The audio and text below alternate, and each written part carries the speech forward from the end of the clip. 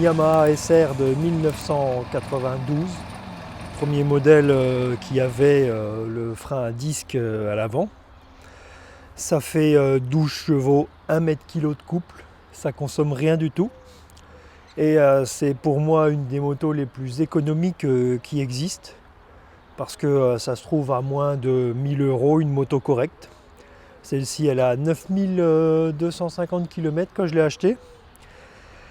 Et elle est dans un super état et voilà, c'est ce que ça vaut. Donc pour moins de 1000 €, avoir mieux que ça pour rouler en bécane, je trouve que c'est franchement difficile.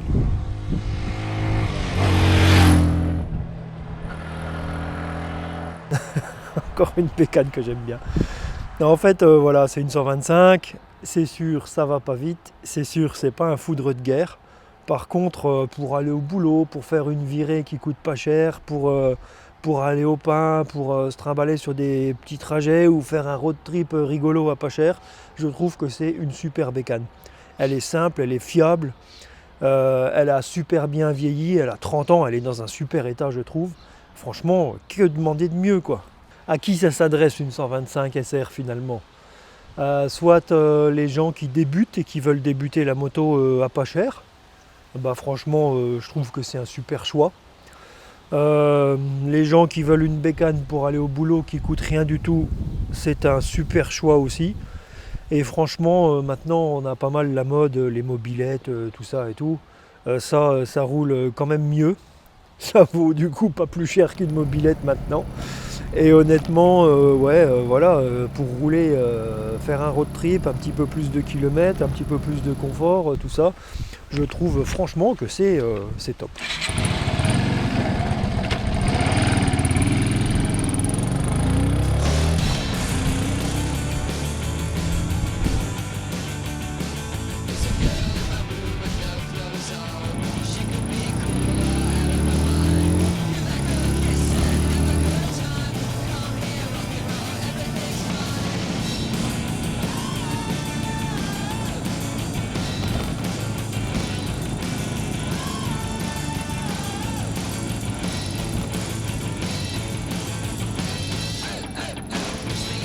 Bon, comme ça m'est déjà arrivé souvent de le dire, j'ai l'impression que les ingénieurs d'aujourd'hui, ils ont oublié un petit peu de rouler en moto. Et hormis raccourcir des garde-boue et faire du tuning, maintenant il manque des choses. Par exemple, la 125 SR, donc voilà, encore une fois, je me répète, mais on peut considérer ça comme une moto de rien du tout, mais une vraie selle confortable, super confortable même.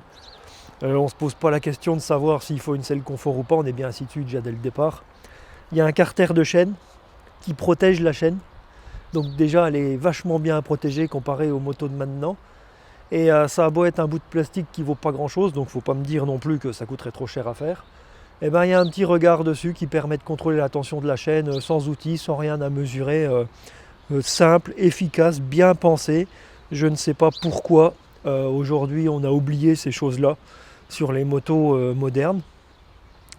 Franchement, voilà, après, vu qu'elle est ultra simple, carburateur, l'accès à la bougie il se fait sans rien démonter que l'antiparasite.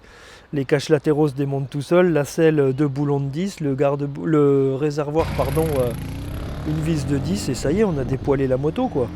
Comme c'est une moto ultra simple, il n'y a pas grand chose à faire dessus. La vidange c'est tous les 6000 avec 1 litre d'huile, donc même si vous arrondissez à 5000, voilà, 1 litre d'huile, ça en consomme pas. Niveau performance, 90 km/h, peut-être 100 au taquet, mais bon voilà, pour la soulager un peu, on va dire 90. Ça ralentit un peu dans les côtes, mais évidemment avec 12 chevaux, on va pas non plus lui demander de rouler à fond, mais dans la circulation actuelle finalement, elle s'insère dedans sans problème. Et puis voilà, hein, il n'y a pas de souci à rouler avec ça. Avec les limitations modernes ou actuelles, quoi, hein, ça roule normal, c'est bien adapté, c'est très simple. Même sur le compteur, il n'y a rien du tout de superflu, il n'y a même pas de voyant d'huile, il y a un voyant de plein phare, un voyant de point neutre et puis les clignotants et c'est tout, quoi. Pas de trip journalier, pas de truc, voilà. Franchement, je trouve que c'est une excellente moto. Bon, hormis le fait que c'est pas un foudre de guerre, il y a quand même un truc, c'est que franchement, c'est ultra léger et super bas. Ça fait 113 kg avec le plein, donc c'est le poids d'une motocross. Franchement, c'est un vélo. La selle est super basse. Pour les gens qui débutent, pour les gens qui sont pas à l'aise, pour les gens qui roulent pas souvent, si on met des bagages dessus, on a toujours les pieds bien à plat. On n'est jamais surpris à un feu rouge, une route en dévers, etc. Donc franchement, pour ça c'est top. Elle émet le petit sifflement typique des 125 SR et puis son petit bruit de monocylindre 4 temps. Évidemment, il n'y a jamais rien d'impressionnant avec une 125 SR, mais en attendant, ça roule, ça fait le job et voilà. Moi, je suis absolument en fait convaincu par ce petit 125 4 temps pour moi faire un tour avec. J'aime bien monter dessus, quoi. On fout un casque, un blouson et puis voilà, on part rouler. Ouais,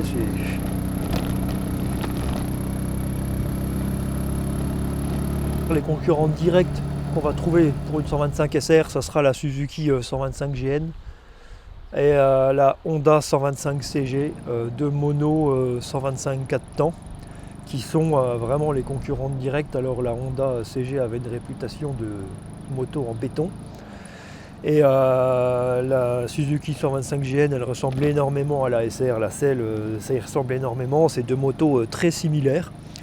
Et voilà, c'est un peu les trois concurrentes qu'on trouve en 125 mono à 4 temps, puisqu'on en trouve d'autres. Quand on voit que maintenant les mobilettes, ça se vend 1000 euros, franchement, alors même moi qui adore les mobilettes, pour 1000 euros, je préfère rouler avec la 125 SR. Voilà, j'ai fait déjà un road trip ou plusieurs en mob, dont le dernier 600 bornes en 4 jours avec ma chaudron. Les bagages derrière et tout, donc déjà chargé avec les bagages dans les côtes, quand il y a un bon petit coup de cul, on finit par pédaler. Et puis comme il n'y a plus de bistrot, c'est pénible parce que finalement sur la route c'est un peu ennuyeux en France quand on roule tout seul comme ça. Et la 125 SR, ça permet d'aller un petit peu plus vite, un petit peu plus loin, et du coup de se faire un road trip quand même tranquille. Et moi j'aime bien cet esprit en fait de rouler en toute simplicité. Pas de chichi, de toute façon on peut pas frimer avec une 125 SR, on peut pas faire de chichi, voilà, tu montes dessus, tu roules, il n'y a rien quoi. Et du coup, c'est marrant parce que les gens ils regardent un petit peu différemment, ça fait pas un petit peu le motard qui part avec sa grosse bécane, machin et tout, mais au moins il n'y a pas de chichi, toute simplicité, voilà, le plaisir de la moto, je retrouve un petit peu le plaisir quand on roule en mob, être sur deux roues, regarder le paysage, défiler, etc. Mais faire un tour en bécane, ouais, vraiment la simplicité même. Et j'y trouve quelque chose d'agréable. J'ai beau rouler depuis 25 ans avec des grosses cylindrées, avoir eu pas mal de bécanes quand même. J'apprécie de rouler avec une 125 SR. Ouais, je sais.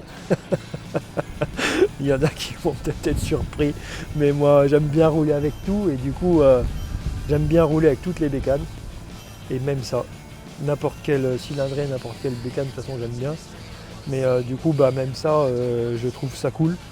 Alors est-ce qu'on peut se prendre pour un motard avec une 125 SR? Je sais souvent, voilà, ça a toujours été les 125, est-ce que c'est des motos? Les gens qui ont des 125, je suis un motard, oui mais non, machin.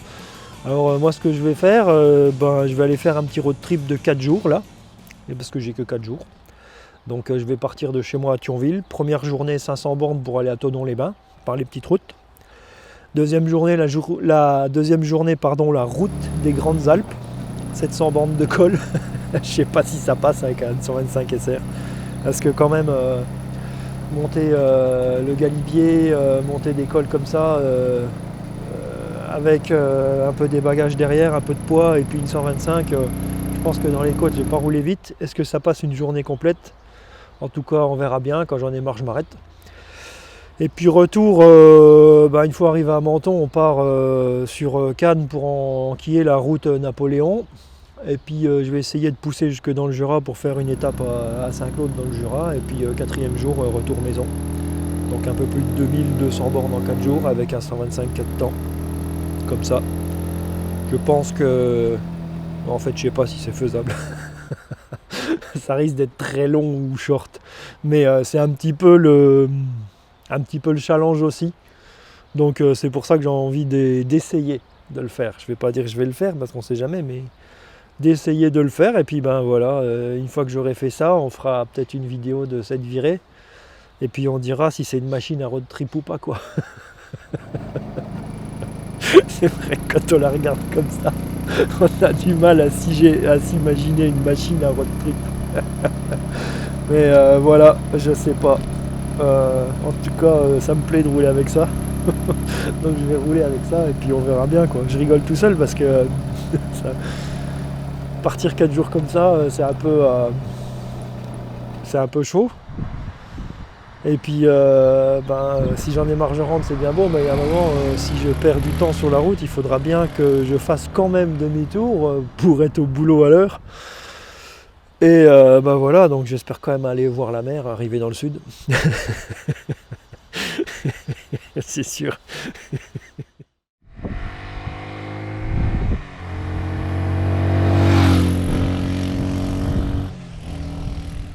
Donc je trouve que la Yamaha 125 SR est une super moto.